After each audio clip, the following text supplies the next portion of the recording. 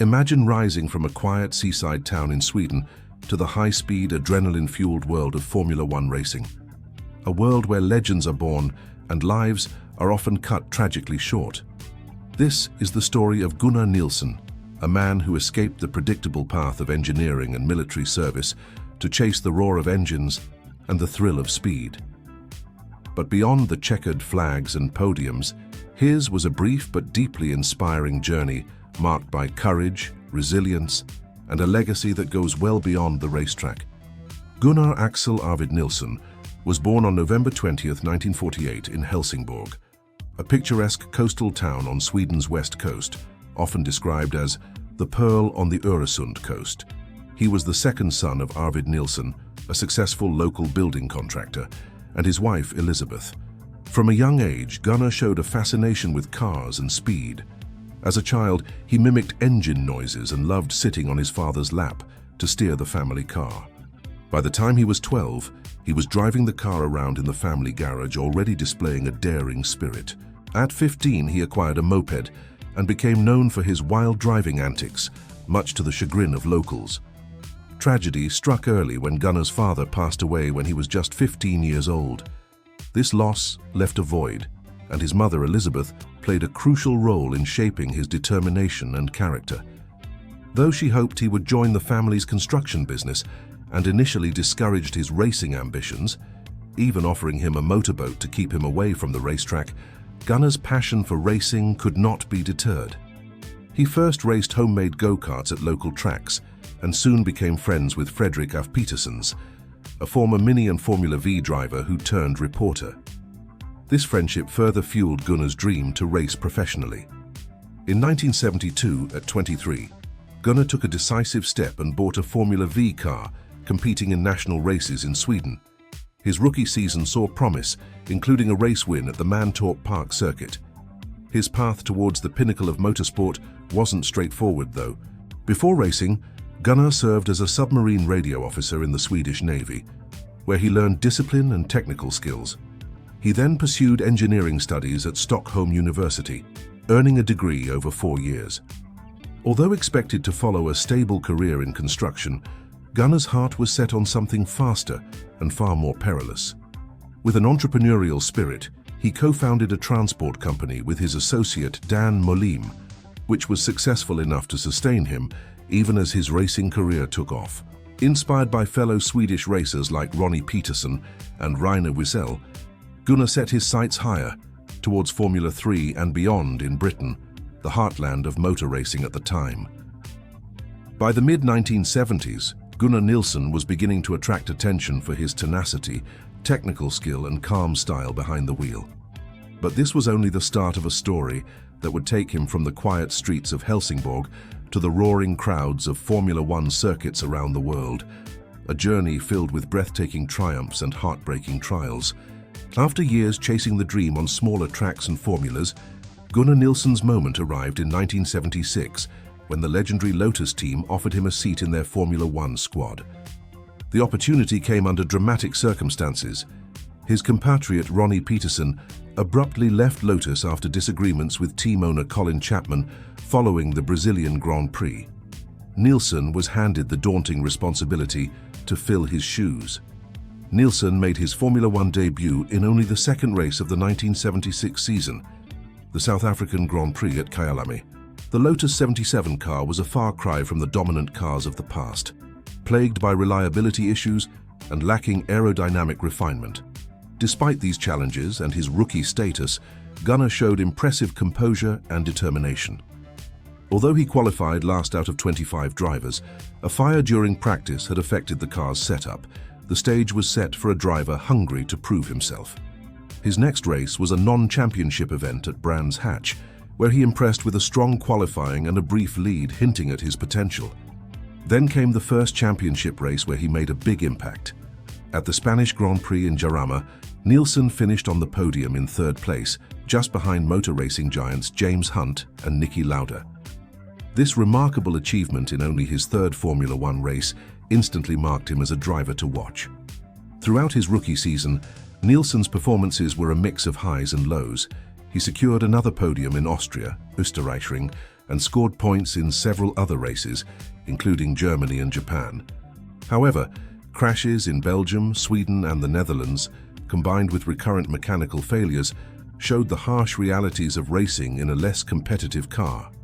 By the end of the season, Gunnar finished 10th in the World Championship with 11 points, a commendable result for a rookie on a struggling team. A key to Nilsson's development was his relationship with teammate Mario Andretti, a vastly experienced and talented driver.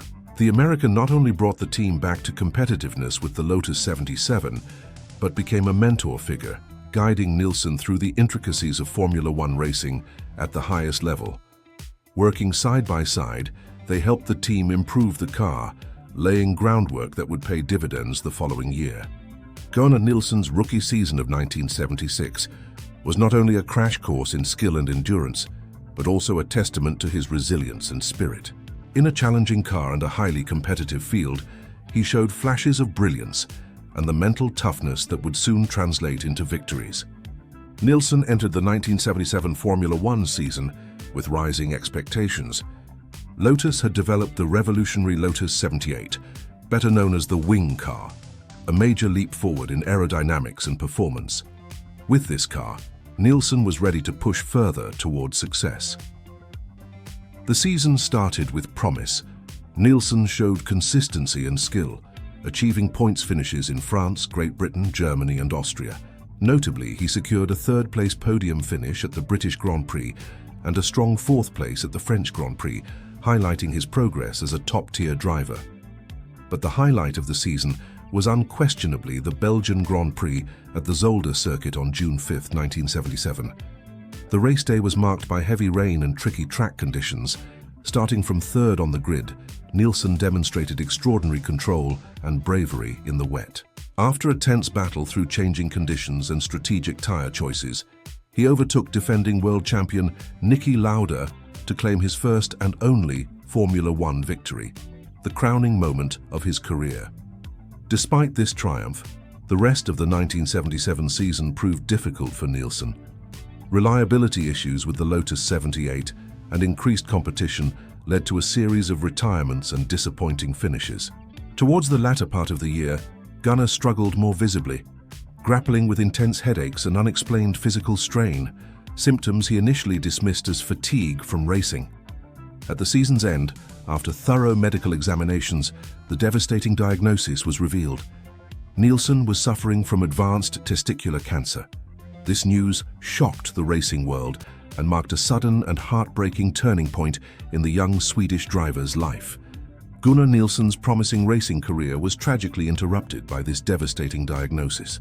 After dazzling audiences in the 1976 and 1977 Formula One seasons and securing a memorable victory at the 1977 Belgian Grand Prix, Nilsson had signed a contract to race for the emerging Arrows team in 1978. Faced with this grim reality, Nilsson had no choice but to put his racing career on hold and focus entirely on treatment. He underwent aggressive chemotherapy and radiotherapy at Charing Cross Hospital in London, a leading centre for oncology. The treatments were harsh and debilitating.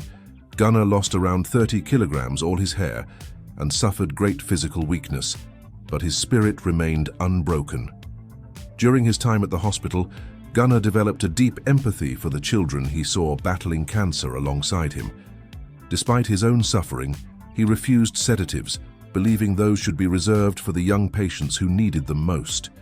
His solidarity and courage inspired hospital staff and fellow patients alike, showing a remarkable humanity beyond the racetrack. Tragically, in early September 1978, Gunnar faced another blow.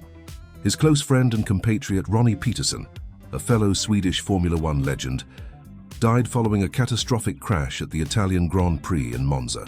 Despite his frail condition, Nilsson insisted on attending Ronnie's funeral in Örebro, Sweden, displaying profound loyalty and deep grief for the loss of his friend and racing partner. The death of Peterson devastated Gunnar, further weakening his already fragile health.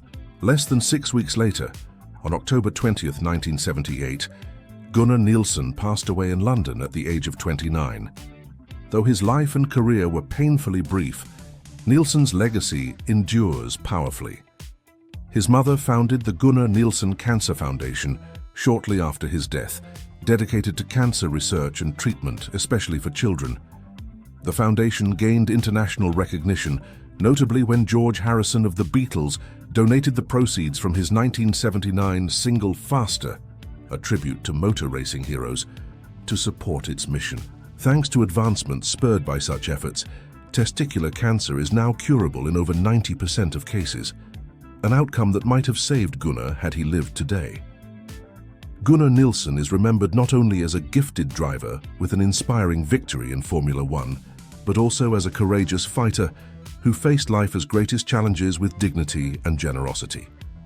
Despite facing these immense challenges, he showed courage, empathy, and generosity that deeply touched those around him.